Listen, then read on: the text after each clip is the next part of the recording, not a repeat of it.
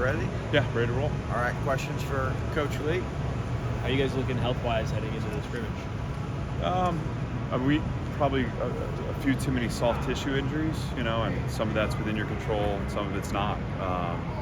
But we have 4 of our top line defenders who won't be playing tomorrow, and that's disappointing. But it's also 4 guys that have played a lot of football for us, so our focus is on them being back healthy and not necessarily rushing back to the reps. But otherwise, we're doing pretty well, and everything we've had happen during camp is recoverable. So we're not looking at anything long term right now. The 4 guys: Jalen, Christian James, CJ, and Ricky. No, Christian actually is a back issue, and he's in a different process of recovery. Ethan Barr, DeRicky, Jalen, all soft tissue. CJ soft tissue. They're just dealing with hamstring strains. And again, the hamstring strain itself isn't. Those aren't they're probably ready to be out here. It's just with those guys, we'd rather. What we know they're going to do when they get out is go full speed. We want to make sure there's not a recurrence, because then you start talking about how it might disrupt the early season performance. Coach, how much is the competition at the wide receiver room, including even your walk-ons? You've had some walk-ons that have made plays for a couple of years now. How much is that help the team?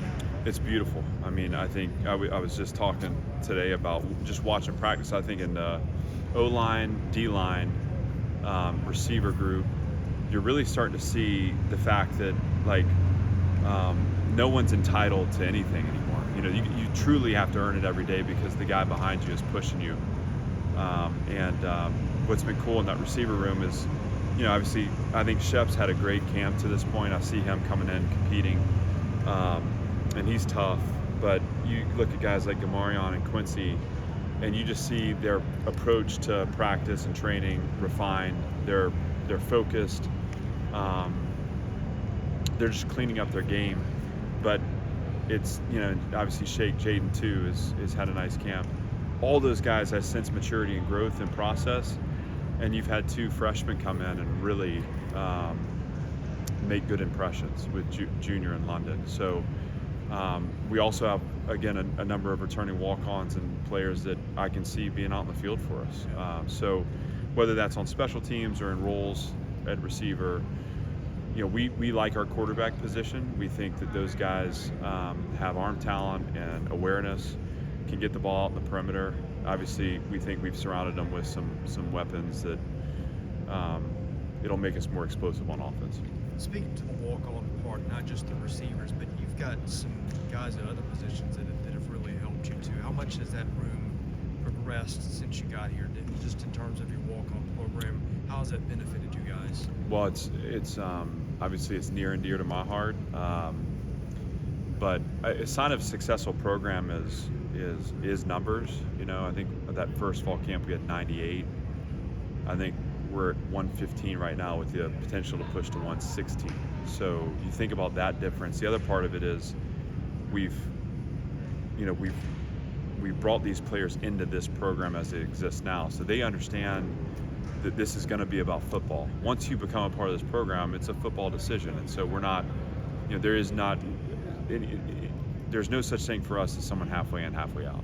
They're totally submerged in our process and our approach, and we believe that you can do both school and football at a really high level. So it's about prioritizing time and seeing the good in what they're involved in. And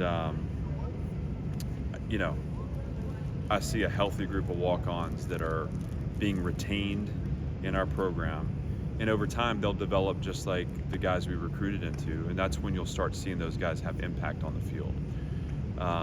And some of those will have frontline roles this year. Others will have supportive roles or depth roles. But they're all here to play football, and football is important to them all, and that's what excites me. And again, I said this before, but going from 98 to 115, 116 isn't just about opening the doors and saying come who may. I mean, our administration and specifically the admissions office has been such a great partner in this for us. And when you talk about signals of change at Vanderbilt, obviously there are things internally we have to do. in terms of the pride we take in the way we work and our approach to practice or meetings or the way we teach. We can't expect anyone externally to understand the pride we're taking and the belief we have. But when you have an athletic director and a chancellor and an admissions office that understand the mission that you're on and are supporting that mission at Vanderbilt, and a provost for that matter, that's where you start to talk about what's the potential of the program. And so just when you talk about the walk-ons and how important that is to the lifeblood of a program, you have to acknowledge the fact that that is Vanderbilt University supporting us at a really high level. One more thing on that. Are most of those guys recruited, invited walk-ons as opposed to guys that just show up on campus that you don't know about? Yes, the majority are guys that we have facilitated their entry into the program, and then in some way supported their entry into the university. And then there are some that, particularly some of our postgraduate guys that apply and get in, and they want football to be a part of their experience. And these guys are usually transfers, and they're just grad transfers, and they want to play. And so, there's layers to it, but when someone's serious about football and they want to be a part of this, and it's something, think about Daniel Gall this way. He's a guy that we've just loved having, that got into school on his own and actually came out and tried out with us in the fall. And he's stuck with it because he cares about it and he's found meaning and purpose in it. And I think if you would ask him, he would say that, his experience before Vanderbilt football and after has transformed his interaction with the entire university. So that's what we're looking for. And we have a number of those guys that we value. And listen, you can get something out of everyone as long as they want to be a part of it. And it's exciting to watch those guys attack every day. Coach, we're going to see some live tackling tomorrow. What's the ramp up to that been like throughout the last couple of weeks? We've had 3 days where we've had live contact, and obviously it's just portions of practice. You work tackling every day. I mean, it's body position to me first. Tackling's a product of movement efficiency. So I like the focus our coaches have put on that, and how we pursue the ball. And obviously, if you look back at our film a year ago, whether it's early in the season or late in the season, it showed up. How we're closing time and space, how we're leveraging the ball in pursuit, and then how we're playing within structure. And the structure comes with repetition, but you have to make leveraging the ball and closing time and space a priority in the way you train. And even today, there were some balls in tag-off periods that are cut back late through the middle that are going to be explosive plays. If you go back to Missouri, there was a touchdown scored in the same vein. You go back to South Carolina, they scored a touchdown. We've had these issues that we have to keep doubling down on. Tomorrow will be a good day to see where we've advanced and where we need to put our attention to close out camp ready to play. On the topic of tackling, with defensive backs specifically, obviously that can be a challenge for some young guys. What do you look at in terms of when you're evaluating defensive backs in terms of their tackling and also in coverage as well? Well, I think the first thing, and this would go with any defensive position, is length. The longer you are, your margin of error increases. So a lot of times, this goes back to recruiting linebackers. 5'11" linebacker can move really well, but